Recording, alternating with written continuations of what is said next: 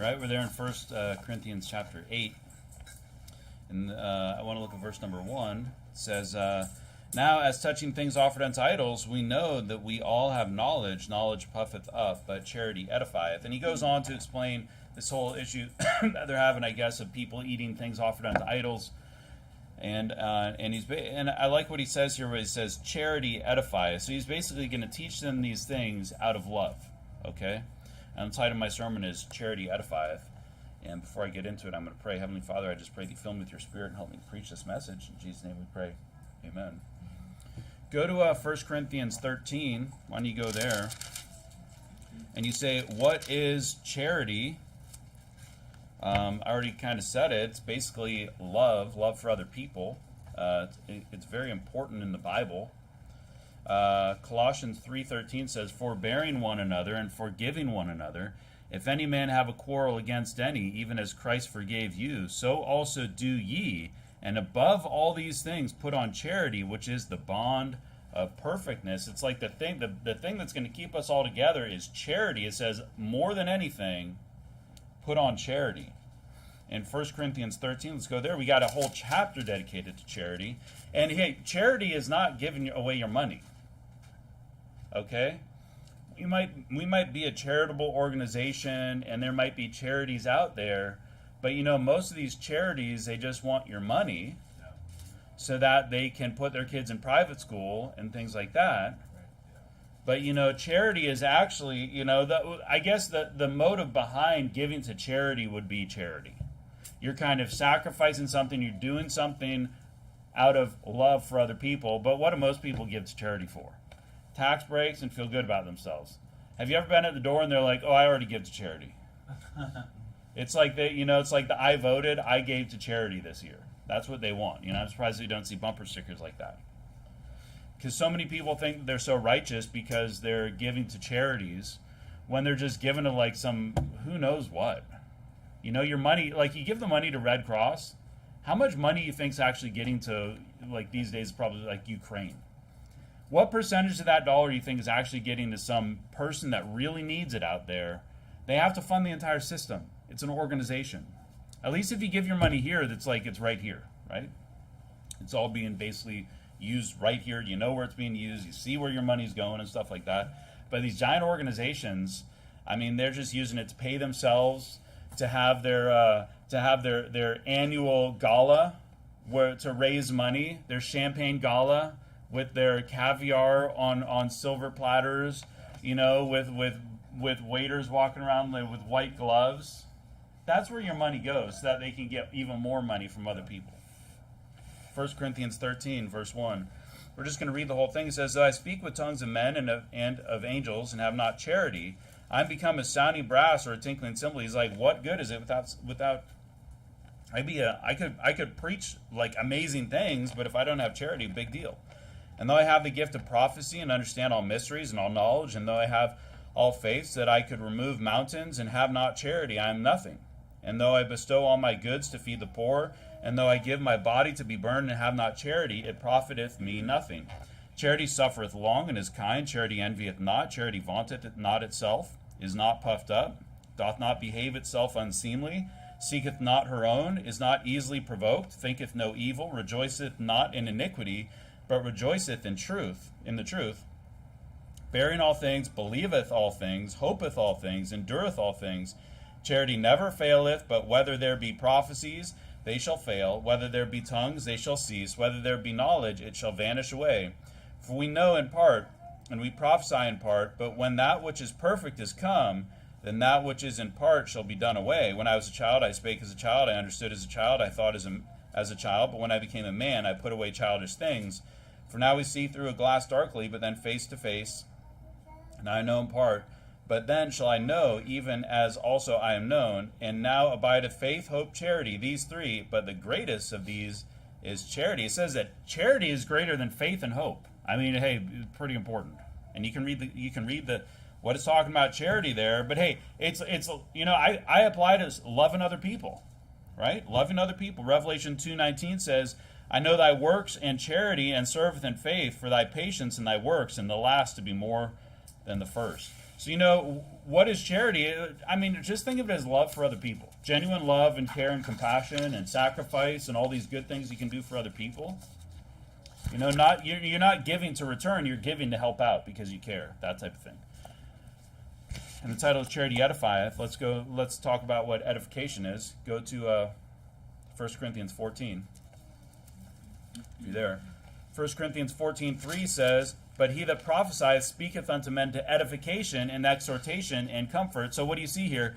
It's speaking, right? It's speaking things. 1 Corinthians 14:26. "How is it then, brethren, when ye come together, every one of you that hath a psalm, hath a doctrine, hath a tongue, hath a revelation, hath an interpretation, that all things be done unto edifying?" Why do we get behind the pulpit here?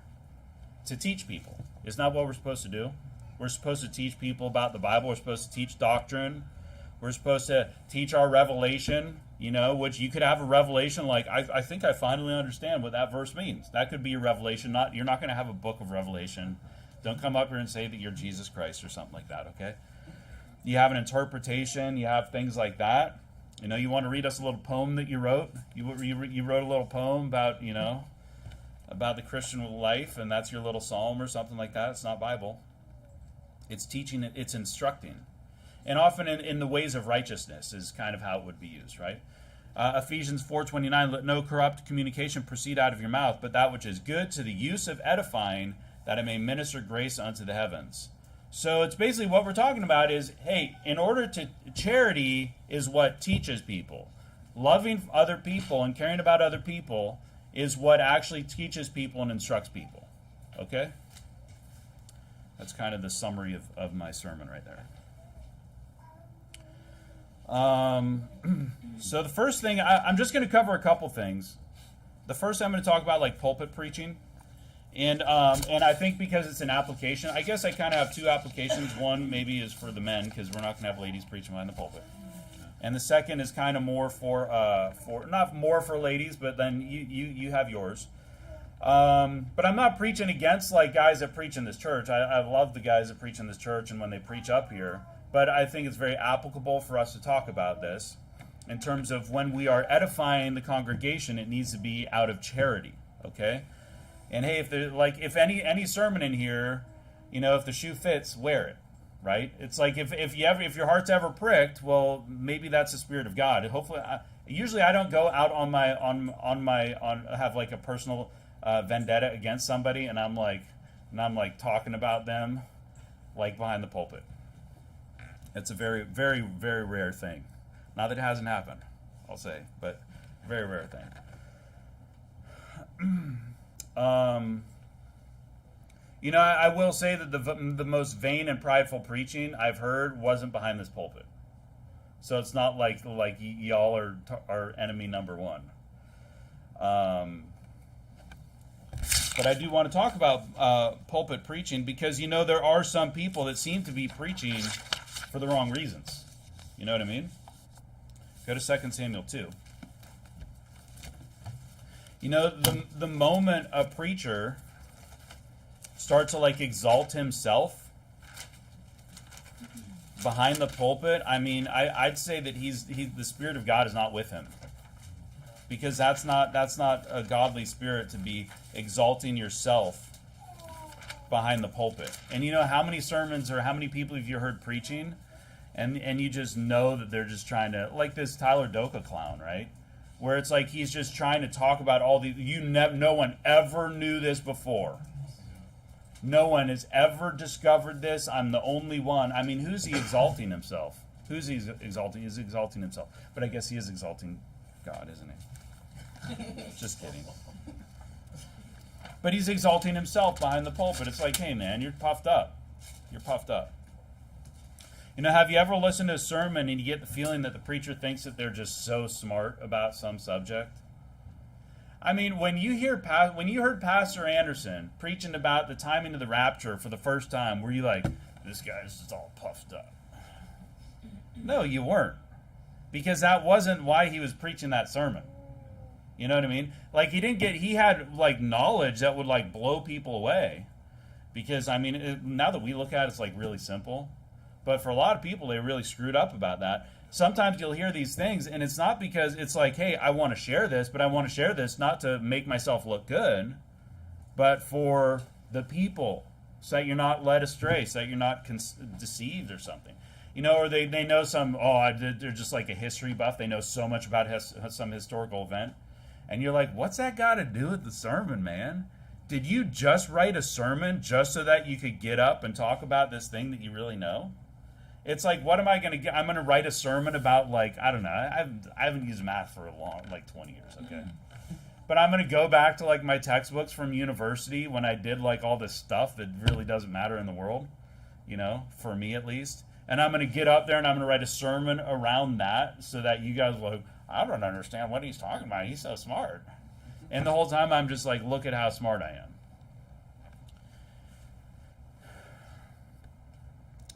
am. Or they think, that they think that their delivery is just so next level. And they're just like, no one's ever preached like me before. Never man spake like I spake. But you can see like the arrogance coming off of somebody, right? Or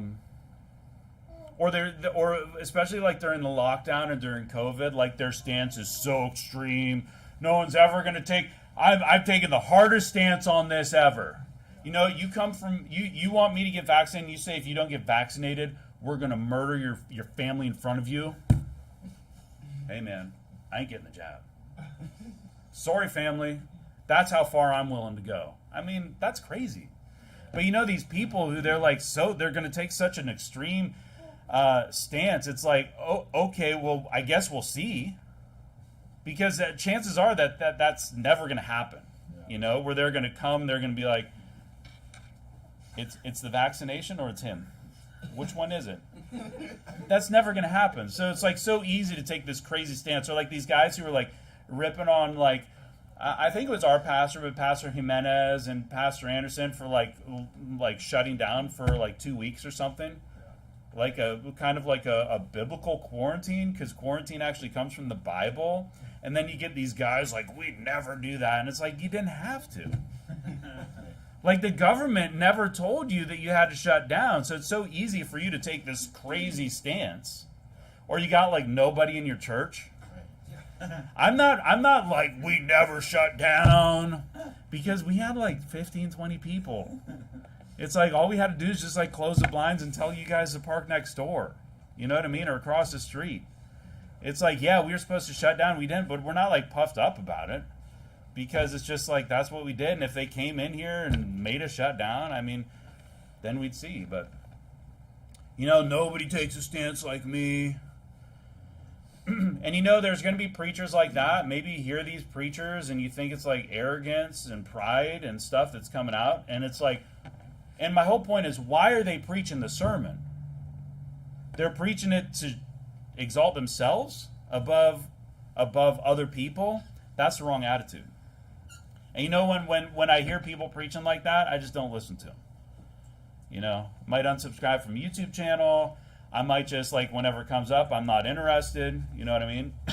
I mean, the classic example for this is these Calvinist preachers. Yeah. Where they're like, oh, well, you don't understand the Greek. I understand it. What was it? A dough? What was the other one? Choler? Yeah. Like, they don't call it cholera. They call it cholera, man. And like much ado about, and this was, what was that, Pastor Anderson or was it Preserved? Yeah, James White said these things. And they get up there and they're so arrogant and prideful. Like if you go to any of these like Calvinist style churches, man, they're just talking over people. They're speaking in language and words that nobody understands. And then what are they doing? They're exalting themselves up. You know what? If you want to be a good preacher, why don't you speak in simple language that even the simple can understand? All right? Because if you can't speak in simple language, then you're a terrible preacher. Unless there's like a word or you're trying to teach on what something means, you know what I mean? But like that's how so many of these preachers are out there, and that's a wrong spirit. Fortunately, we don't really see that with our movement, right? We don't see that so much. But these people are like, you get the attitude that they're like They're kind of puffed up because they think that their preaching makes them special. You know what I mean? 1 Samuel 2:1. I like what Hannah says here. Hannah's prayers in the Bible. It's word of God right here. A woman, her prayers here. That's pretty cool. 1 Samuel 2:1 says, and Hannah prayed and said, mine heart rejoiceth in the Lord, mine horn is exalted in the Lord, my mouth is enlarged over mine enemies, because I rejoice in thy salvation. There is none holy as the Lord, for there is none beside thee, neither is there any rock like our God. Talk no more so exceeding proudly. Let not arrogancy come out of your mouth, for the Lord is a God of knowledge, and by him actions are weighed. And I think that's really good advice for all of us, that we shouldn't have this haughty spirit, and we shouldn't be exceeding proud. You know, and what's my point here is when you're preaching with that spirit of arrogance and pride, nobody's going to learn a darn thing. Because all they're going to come back with is, wow, John MacArthur's so smart. What was the sermon about? John MacArthur's so smart. Only John MacArthur knows what the sermon's about. But it doesn't teach anything. I tried to read like his book on Revelation, and I'm like, good. Like, this was years ago, right? Because we knew a lot of people listen to John MacArthur, and we thought that he was good. And it's like, I don't understand anything this guy's talking about. You know, here's the thing: the most amazing preachers that I listen to, my favorites, you know, I don't get that feeling from them. I don't get the feeling like they're behind the pulpit and they're just trying to like make themselves look good. I think that what they're doing is they're trying to make the Bible look good, and they're trying to make God look good. Yeah. And they're trying to make God's people look good, you know, his teachings. You know, like when we were watching the Preserved Bible and Pastor Jimenez came up and he was preaching, I'm like, man, that guy is so good. It's like, but it's not like the way he's preaching, it's not like he's exalting himself at all. He's just exalting the truth. And you know, that's how people are going to learn. You know, you want to change people and affect people through your preaching, then why don't you do it out of love instead of trying to get behind the pulpit to exalt yourself and make yourself look good? Because you know what? It doesn't really matter what we look like. It doesn't really matter what Brother Wynn looks like or how he speaks, as long as you all can understand. Hopefully, you know, I'm not up here to make myself look good, and I'm up here to just preach the truth. And if you want, go to 2 Samuel 15. If you want stupid people to follow you and think that you're the best and you're the greatest preacher in the world, you know, you act like Absalom. Right? And that's what happens. You get these people, they're so arrogant and prideful, and they have the stupidest people following them, like these people that follow Tyler Doka and think that he's Jesus. There's literally people on his YouTube channels that are like, I believe in you. You know? So if you're going to exalt yourself, you're just going to have just a bunch of stupid people who don't know anything following you thinking that you're the greatest. Because it's going to be like John MacArthur's followers. Like, okay, there's going to be a couple saved people, but the vast majority of those people don't know anything, and they're just going to go to hell. 2 Samuel 15:11, and with Absalom went 200 men out of Jerusalem that were called, and they were in their simplicity, and they knew not anything. Just idiots following him. Why? Because he's vain. Because he doesn't do anything. Absalom wasn't doing anything for the people. He didn't care about the people. He didn't have love for Israel, for the people, for righteousness. He just had love for himself. And he was totally vain and prideful and arrogant and rebellious, and that's who's following him. You know, from my experience, people that preach to impress have terrible followers because they're preaching out of the wrong spirit. And, you know, the John MacArthur or whoever, you know, might have a lot of people following after him, but they're all like, you don't want to be friends with those people because they have the same arrogant, prideful spirit that John MacArthur does. You talk to these people and they think they're so much better than you. There's this idiot on your whatever white, what's his name? RWR something NR Wright or whatever, right. NT Wright. And he's saying some stupid things, and he's like, oh, you're KJV only. You have a lot to learn. And it's like, he was like, or something. It's like, you're an idiot. Yeah. It's like, these are the people. These are the people that he thinks that he's so much smarter than us because we're such dumb people reading the King James Bible.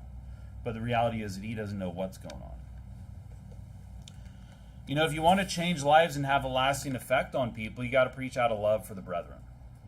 Those are the sermons that are really going to change people. When you're actually preaching something because this is what I think people need to hear, this is what I think would be good for them, things like that. Preaching, when you preach things that make people uncomfortable, you don't make it to, you don't. We shouldn't preach those things to make people feel uncomfortable. We should preach those things because the things that make us uncomfortable are usually the things that we need to hear, right? That's why you preach those things. I don't like getting up here and preaching about like all these things that make whatever people uncomfortable. But sometimes we need to hear those over and over again so that we no longer feel uncomfortable and we just get things right. Yeah. You know what I mean? And so sometimes why these churches don't preach like hard doctrine or difficult things or controversial things, because they don't care about the people in the pews. Because they have no love for them, that they're not going to get up and say, this is real salvation, faith alone, this is works-based salvation. And you are believing in works-based salvation, you're going to hell. And they don't want to tell those people that because they actually don't love the people. So that's why you need to preach the whole Bible. You got to preach things that expose failures and faults and, heresy and unbiblical worldviews and stuff like that. It's not important what you preach or how long or short your sermon is or whatever topic you cover or what new thing you teach me. Honestly, the thing that I care about most is what spirit you're preaching it with. I'd rather listen to something that I've heard before and the pastor's passionate about it and he cares about what people think than for hear some new thing and I just get like this prideful vibe, And yeah, I could read wrong into some things, you know what I mean? And again, I'm not preaching against anyone. I just like this verse and I want to preach on it. What I care more about is where the person's heart is. Where their heart's at and whether they're preaching out of a love for the people or a love for themselves. Because the only way you're going to actually help anybody and teach anybody is out of love. All right?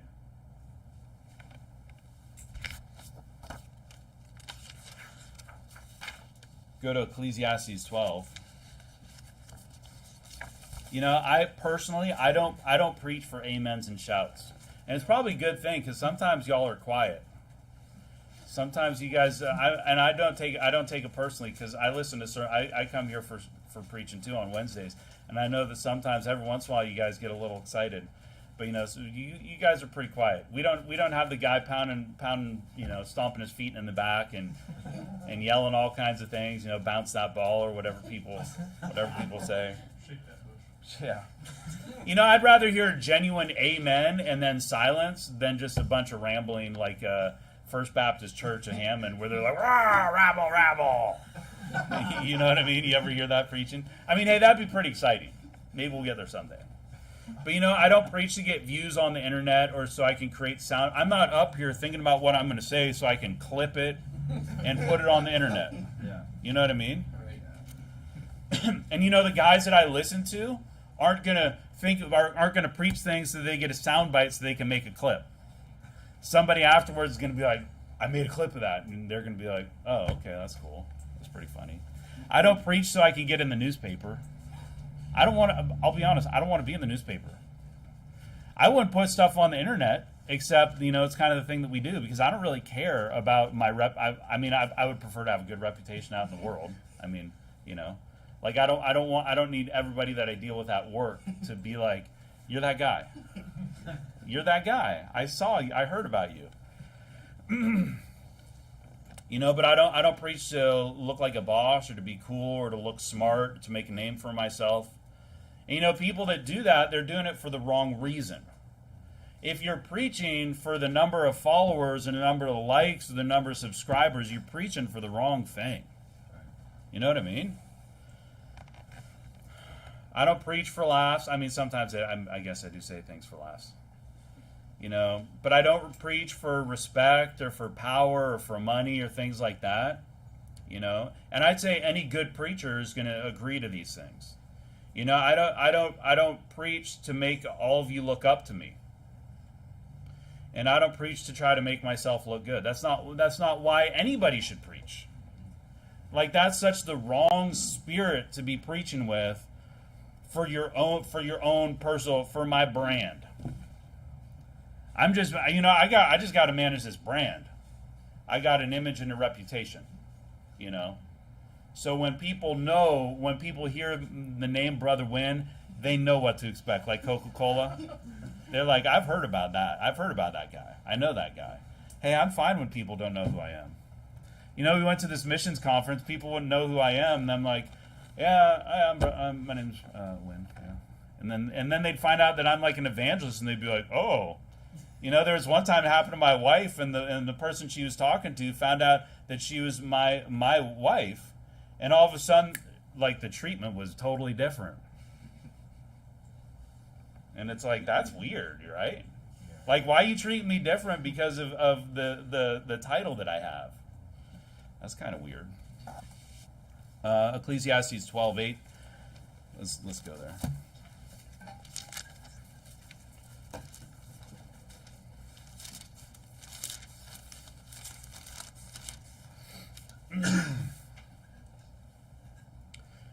Vanity of vanities, saith the preacher, all is vanity. And moreover, because a preacher was wise, and still taught the people knowledge, yea, he gave good heed, and sought out, and set in order many proverbs, the preacher sought to find out acceptable words, and that which was written was upright, even words of truth. And you know, all these other things that I'm talking about are totally vanity, and the only thing that's important is the words of truth that you're going to speak.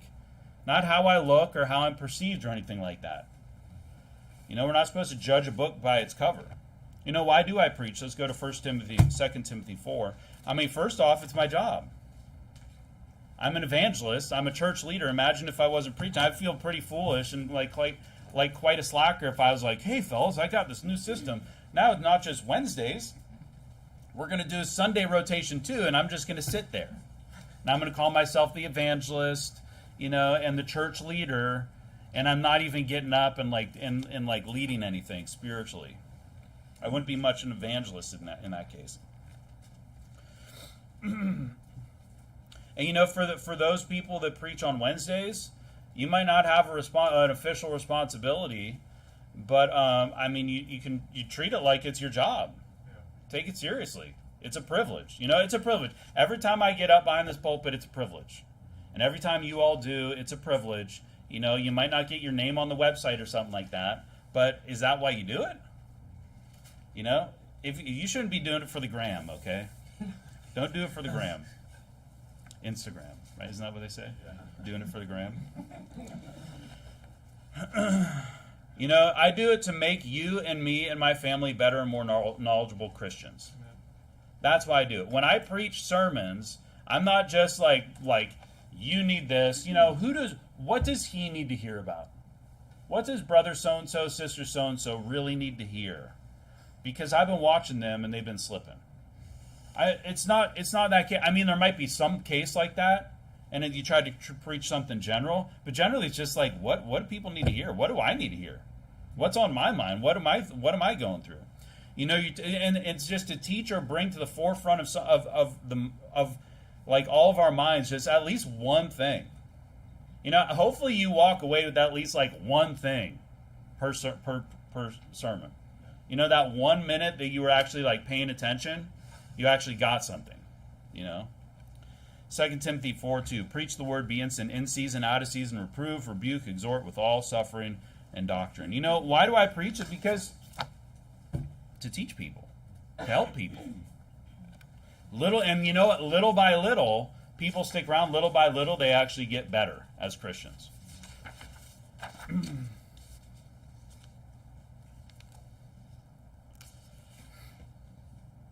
You know, I don't preach it, and I'm not worried about. Go to 1 Corinthians 14. I'm not worried. You know, we got like these preachers on Wednesday. I'm not worried about you guys like exceeding me.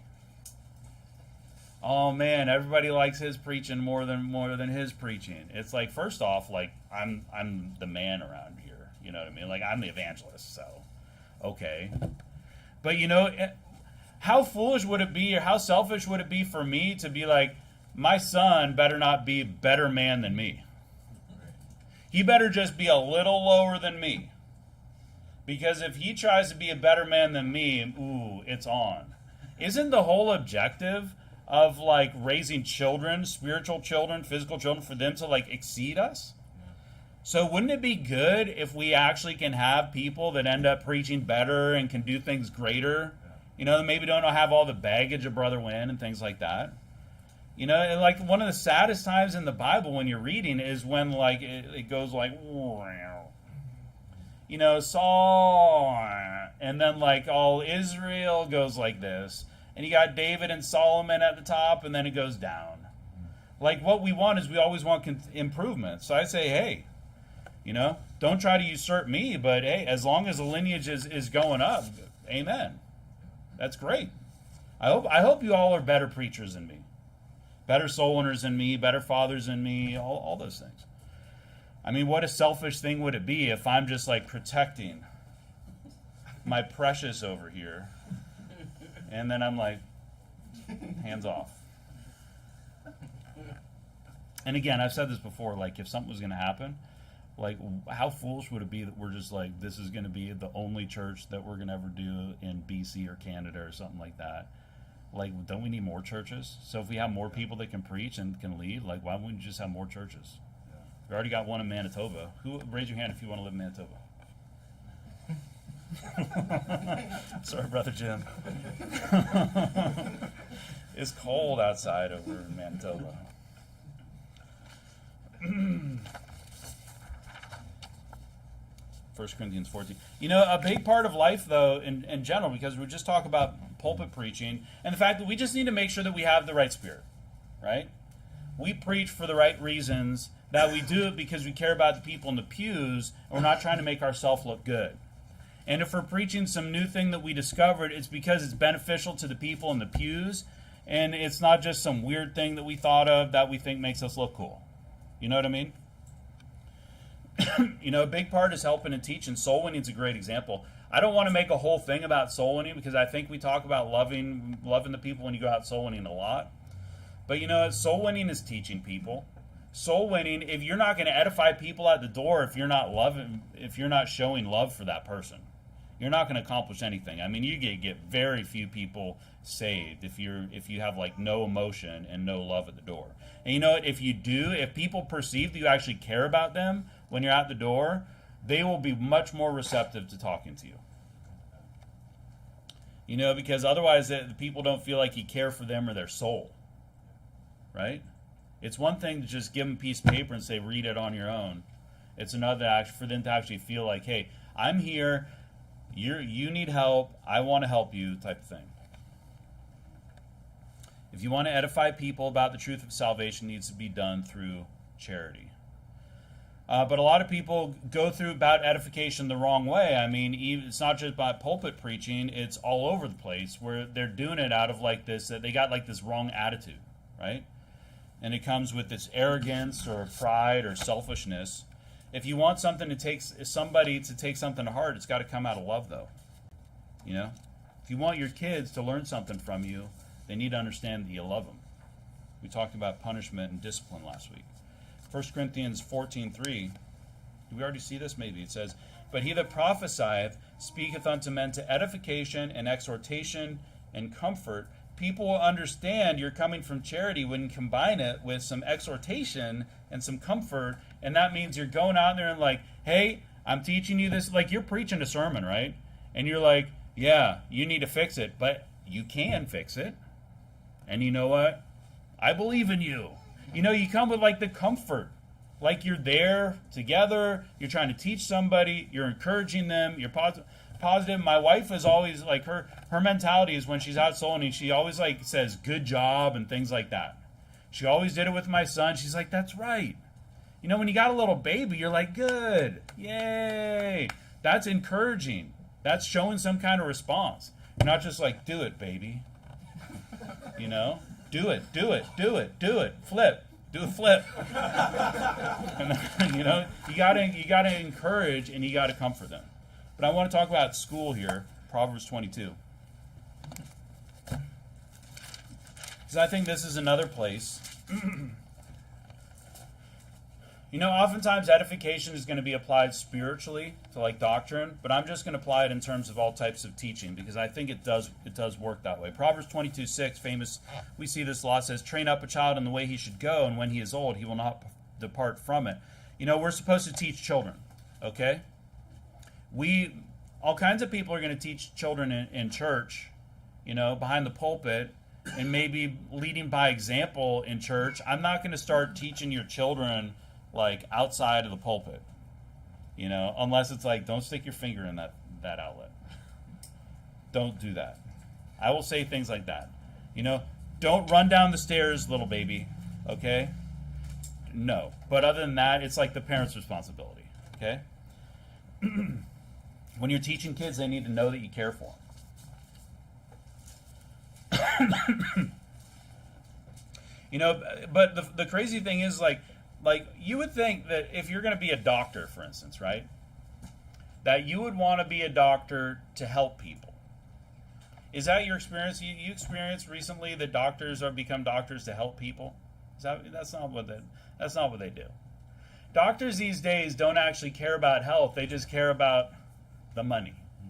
That's the only reason.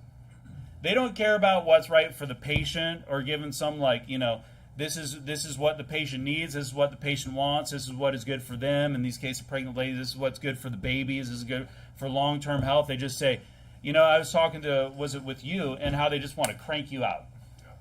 10 minutes. 10 minute. We got a kind of a physical, we got a family doctor finally, a new one. And you go to the checkup, and I got some things to talk to him about. I mean, fortunately nothing major. And after a couple, he's like, he's so frustrated because I actually want his input on things. You know what I mean? He's frustrated. It's what are you doing as a doctor? You don't even care about the people. I mean, can you imagine becoming a doctor and having the ability to help people with their health issues, and you're not going to because you don't get paid for the second health issue, you only get paid for the first one? What a wicked mentality. And the crazy thing is, people don't become teachers this day to teach people. People become teachers these days so that they can get 3 months off, and they can have a union job, and they get the pension, and they get the benefits, and hey, maybe we'll go on a strike, and we won't have to work for a year or two. We'll just all get another job, and then they don't become teachers to teach kids. They don't become, it's so rare that you're actually going to find a teacher. I mean, who went to public school? Most of the grown-up people in here, right? It's so rare to have a teacher that you feel actually cares about you, right, and how you do, and whether you're learning something or not. You guys were talking about this math teacher who just didn't give a rip. I had an English teacher, and we would just talk the whole class. We didn't do any. She didn't teach anything, but you know what she did? She got paid, and that's why a lot of these people go into it. And the worst thing is they go into defile young minds. You see libs of TikTok and stuff like that, which I haven't. I don't have TikTok, but I've seen some of the stuff that they talk about, and it's crazy, man. Why is the school system failing? Well, because the teachers care more about wages and vacations and benefits than actually loving the children that they're supposed to be teaching. It used to be that the teacher, I'm sure there's lots of good people that would actually care for little children. My mom was a teacher, and I think that she actually cared about those kids and wanted what was best for those kids. Because that's the type of person my mom was. And there are going to be people like that. We've all had one or two teachers that you felt actually cared about you. But man, I'll tell you what, in the public schools, it doesn't matter public school system or private system, because from my experience, private schools are worse than public schools. Okay? They don't care about your kids.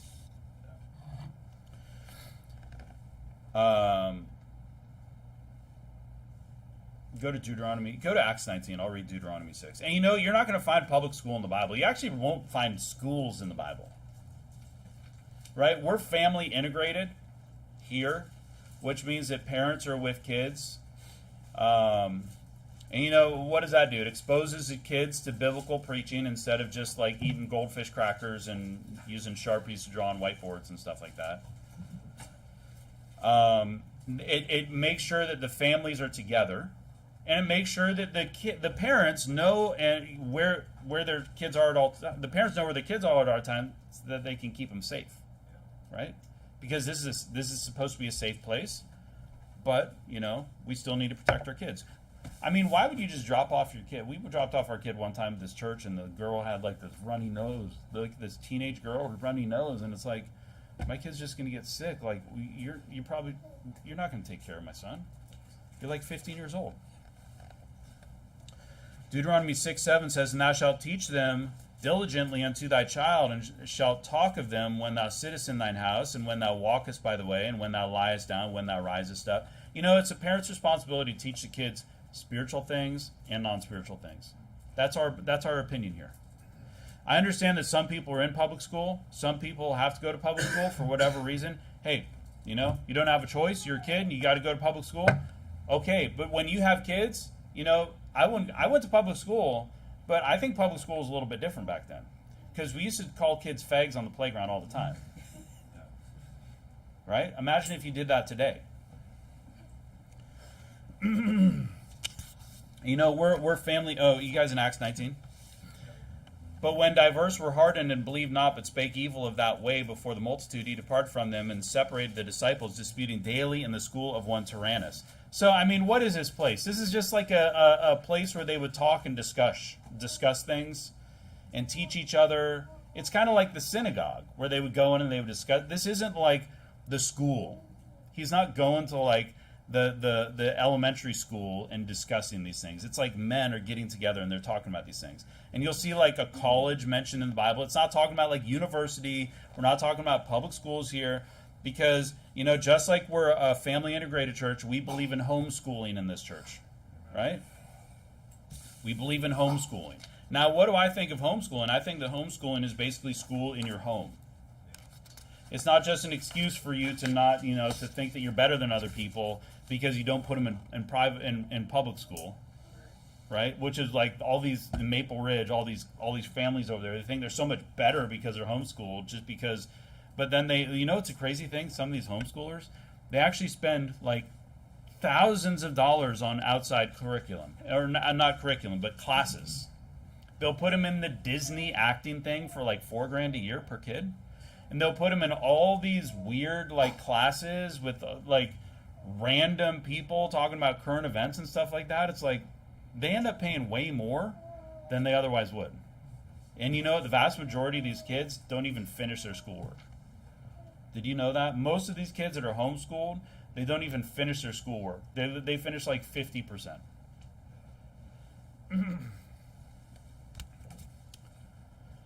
I don't believe in that. I think if you're going to do homeschooling, you need to school your kid. Okay? I think you need to finish the curriculum, and we'll talk a little bit about it. I think that education is important. Okay? Whatever you're going to do, know it and learn it and do it well. Whatever it is. Okay? I mean, you guys want to go into a trade, you're going to end up probably having to get some kind of certification and do some kind of training, whether it's on the job or in the classroom.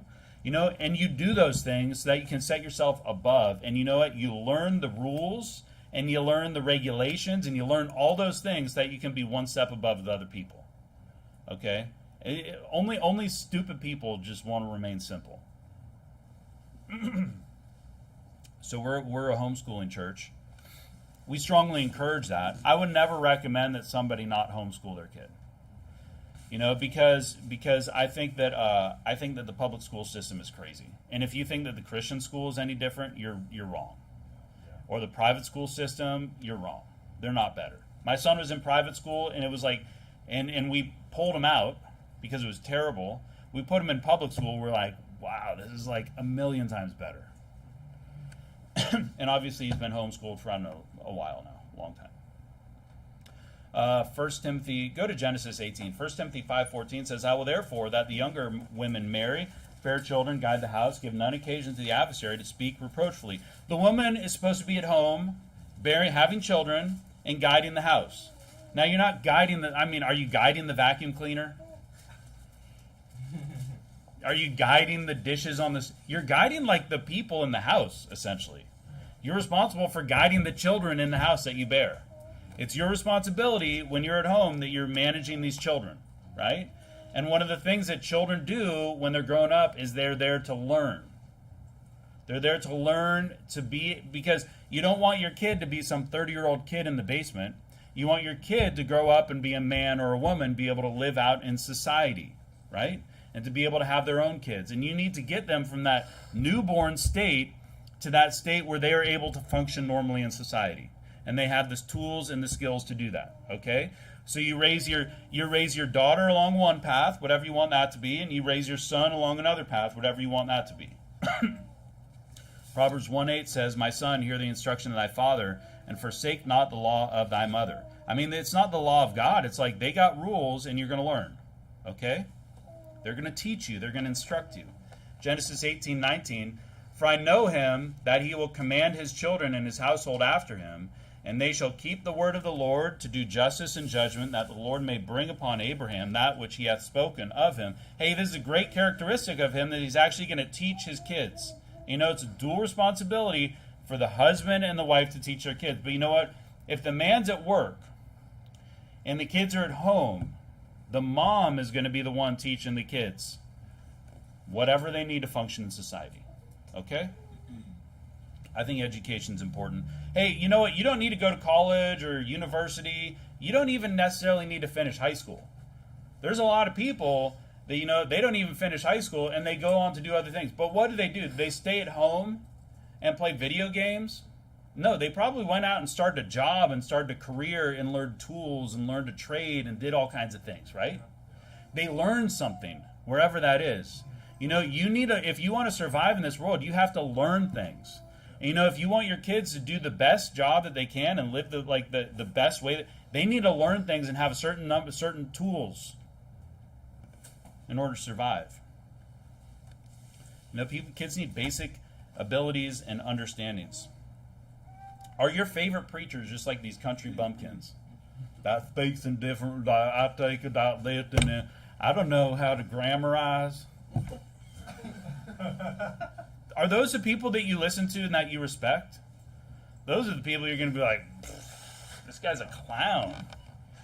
That's God's man can't even like put a sentence together. Like, come on. Yeah. I mean, come on.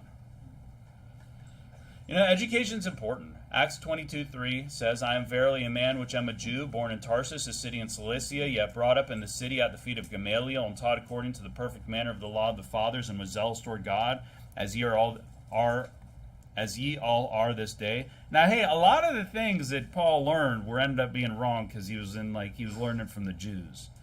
But you know what it taught him? It taught him a lot of skills. And it taught him, look at his language ability. Look at the way that he could speak and the way that he could manage people. Why? Because he brought up in this manner. He was taught in this manner. He was taught all these things. He was such a knowledgeable, well-rounded individual because he was brought up in a way that prepared him to write the majority of the New Testament. He wasn't just, hey, Peter was a fisherman, okay? He wrote some good stuff too. Let's not throw him under the bus. But, look at what Paul did. Paul was a very learned person. Some people don't think that education is important. And, they're prideful in their ignorance. Right? Don't be prideful in your ignorance. Okay? Learn something.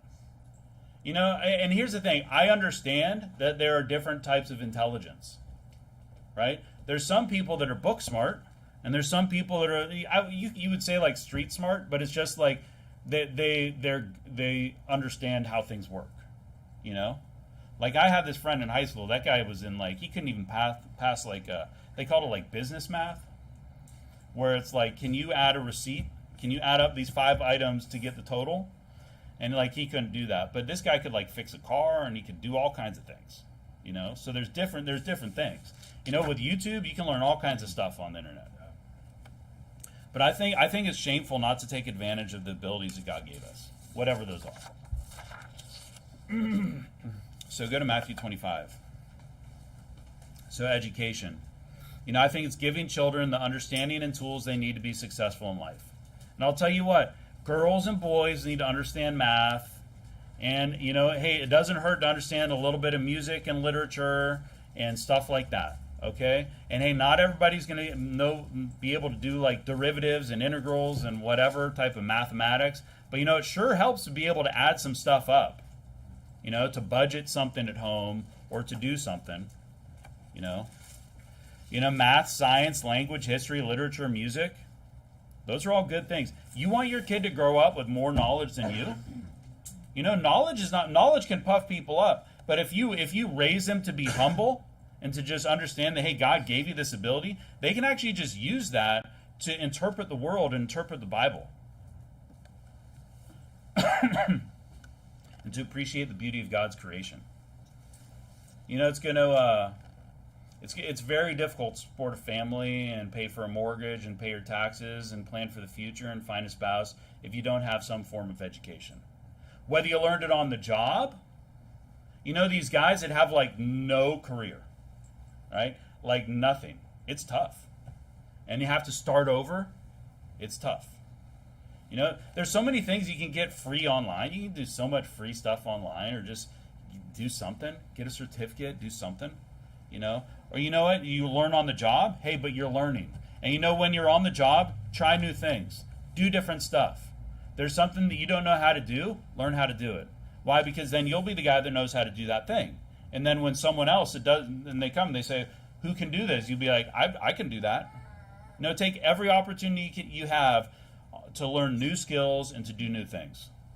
And that's what's going to set you apart. And it's going to make you better at all kinds of things. All right? I mean, there's so many times at work where I'd be like, I don't know how to do this, but it's my job, so I guess I just have to figure it out. And now I know how to do more things. I don't think that everybody should work in a trade. And people be like, you're new IFB and you don't think everybody should work in a trade? No, I don't. Because you know what? I don't think everybody wants to work in a trade. That's just the reality. I think working in a trade's a good job. I do, but some people don't want to work in a trade.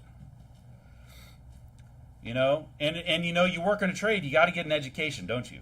And wouldn't it be helpful if your parents raised you that way? We went to this church out in where we live, and there was this family there, and they were one of these like elite families of Maple Ridge, because they got a bunch of free land from the government, like who knows, 100 years ago or something. So now they think they're better than everybody because they've been able to sell off some of this land and have a little bit of money. And I remember one time we were at this thing, and I was talking about my job. I'm like engineering. And it was more product development, because my title is not just engineer. My title was like program manager or something like that. And she's like, oh, do you really need a degree to do that job?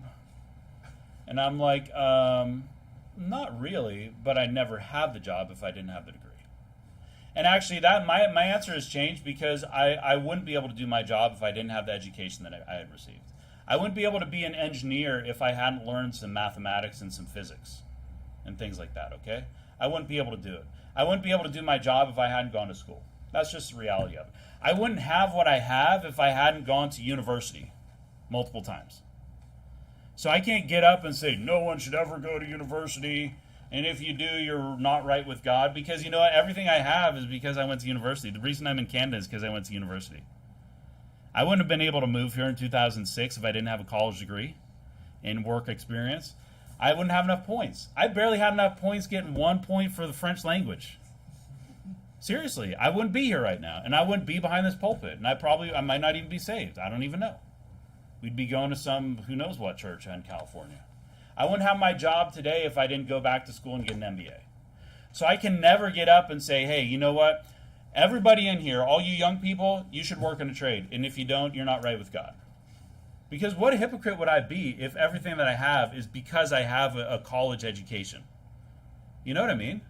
So you know what? You do you, but whatever you do, educate yourself, and you be the smartest person doing what you're doing, the most capable person doing what you're doing that there is. Amen. Whether you're studying stuff on the job or you're going to school to study stuff, and you know what? Hey, like Pastor Anna said, don't get some lesbian poetry degree. Hey, if you're gonna pay to go to school, you better get value out of that. In the long run, and I'll tell you what, my MBA paid itself off the first year I got it. Okay? So I got that degree, and then in a year I was making that much more a year.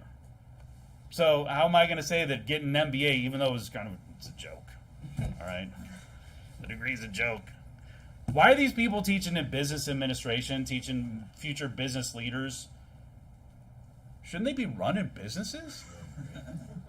Shouldn't you be like the CEOs making like 100 million a year? Why are you teaching young people? It's because you can't teach this stuff. But it did teach me some things, okay? And honestly, it taught me some things that I could probably just learn by reading books. You know, you can learn all kinds of things that all these universities are teaching on your own by reading books and stuff at home. Yeah. Okay? Because essentially when you go to university, you know what you do? You teach yourself. That's what university is. And then they challenge you by making you take exams and write papers. But basically you teach yourself. That's how I got through university, okay? I learned on my own. But you know, whatever you want to do your best.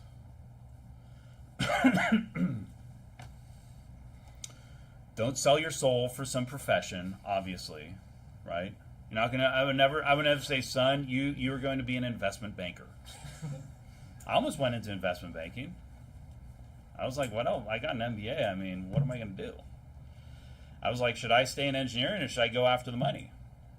And I stayed in engineering. Don't sell your soul, but use the abilities God gave you. Hey, if you got a brilliant mind that you can just understand things, then use that. You know, why would it be so sinful to use like some ability that God gave you just because you're sitting behind a desk all day?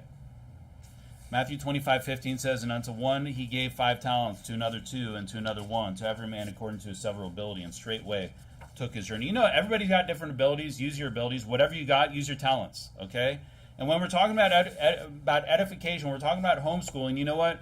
Raise your kids to be as much as they can be. Hey, maybe you're going to say, no, I want you to go into a trade, son. You can do that.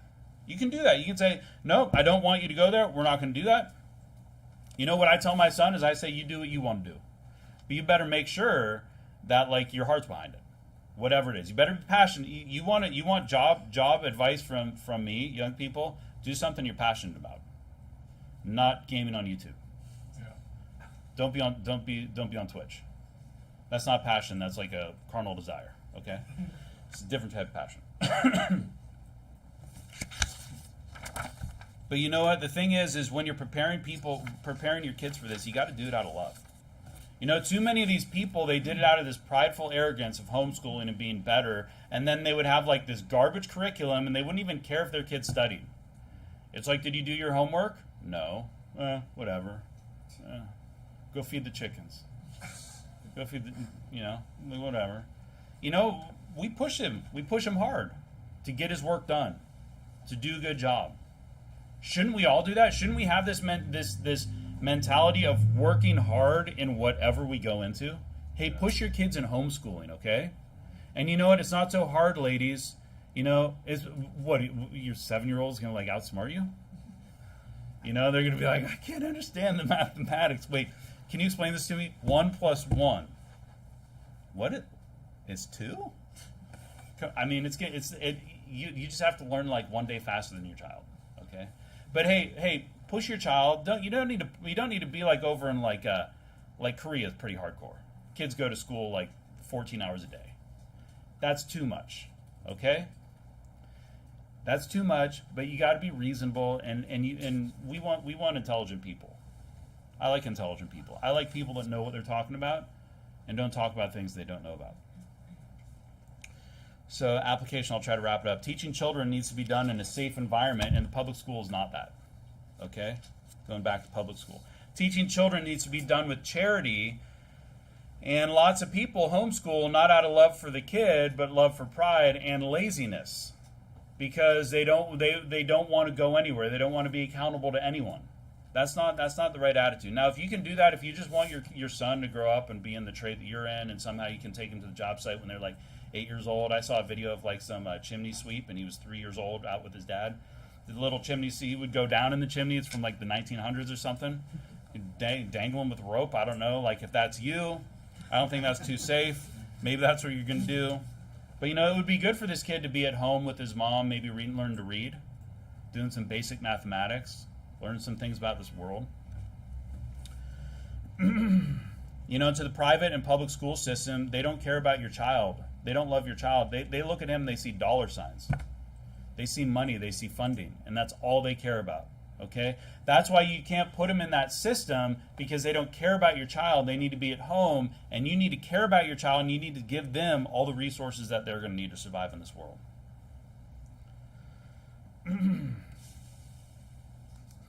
In higher education, you just got to know that they don't care about you.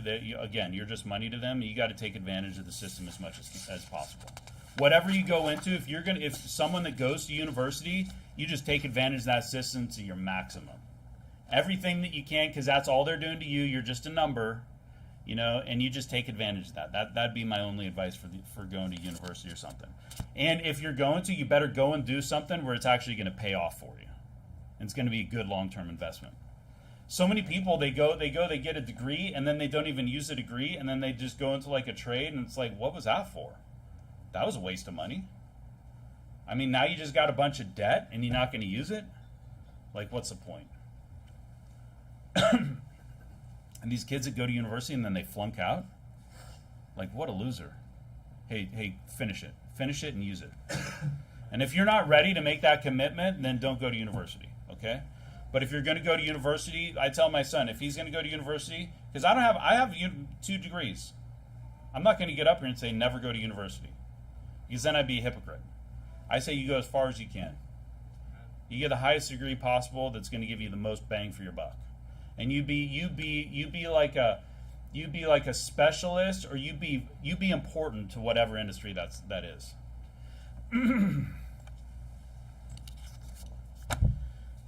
John 17:15, I pray not that thou shouldest take them out of the world, but that thou shouldest keep them from the evil. This is Jesus' prayer.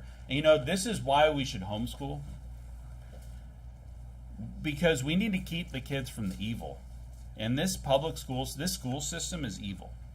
Yeah. At some point, if a kid's going to go outside to higher education or something like that, they're going to understand how wicked the system is, and they're going to need to be able to protect themselves from that. Okay?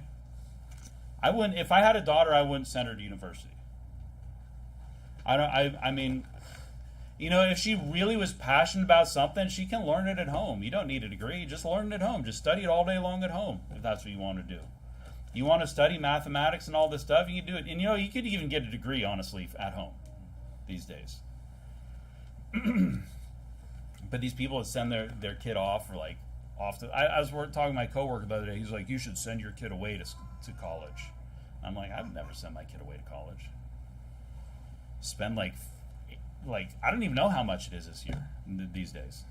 Spend a fortune. For what reason? He's like, I spent $250,000 on my son's college. It's like, what in the world? And you know what? He goes on to complain about how he's basically still supporting his children, even though they're in their 40s. Buying them houses and doing all this stuff. It's like, and he's so frustrated. Homeschool your kids, because the only effective edification for them is founded on love for them, and the school system doesn't love them. But you know what? You're not showing love to your kids when you don't edify them in all ways of life as well. You're just being lazy, okay? And you don't care about them. It's just like you don't discipline the child. You don't love him. If you don't teach a child in ways of righteousness and in just the ways of life, like, you don't love your kid. Give them the skills they need. Last verse, 1 Corinthians 8:1. Now, as touching, we already saw this. You don't need to go there. Now, as touching things offered unto idols, we know that we all have knowledge. Knowledge puffeth up, but charity edifies. So we talk about Bible preaching, souling, and homeschooling. And if we care about someone's growth and understanding, we need to bring knowledge to them in love. So when we're preaching, it's got to be out of love, not for ourselves. Soul winning, it's not for numbers. It's for love for the people, for the lost. And, we homeschool kids in this church. That's what we always recommend. We don't enforce homeschooling, by the way. It's not like, oh, you're going to homeschool your kid? I'm sorry, you have to go to a different church. That's just like, that's what we do. We would never suggest to go to public school or private school. And these things can't be done with pride, arrogance, or some carnal desire. It always needs to be out of love. With that, let's pray. Heavenly Father, thanks so much for this church. I just pray that you'd help us all to make good decisions and wise decisions when it comes to our families. of whatever it is. We all have different paths, and we should respect the choices of other people.